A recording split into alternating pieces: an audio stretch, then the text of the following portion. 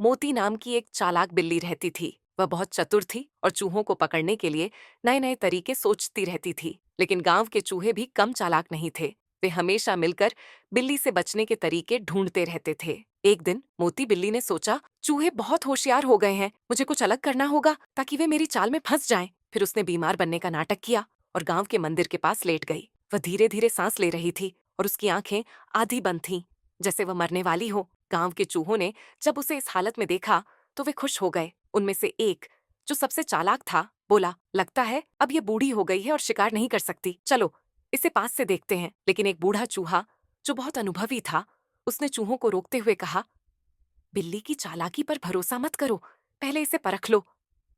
उसने एक लंबी लकड़ी उठाई और उसे धीरे धीरे बिल्ली के पास ले जाकर उसकी नाक को छुआ। जैसे ही लकड़ी उसकी नाक से लगी, बिल्ली तुरंत उछल पड़ी और चूहों को पकड़ने की कोशिश करने लगी।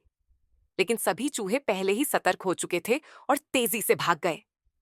बूढ़े चूहे ने हंसते हुए कहा, देखा, हमेशा किसी भी खतरे को परखने के बाद ही आगे बढ़ना चाहिए। सभी चूहों ने उसकी बुद्धिमानी की तारीफ की और बिल्ली को फिर से मूर्ख बना दिया। शिक्षा: इस कहानी से हमें यह सीख मिलती है कि कभी भी किसी पर आंख बंद करके भरोसा नहीं करना चाहिए। किसी भी स्थिति को समझदारी से परखने के बाद ही निर्णय लेना चाहिए।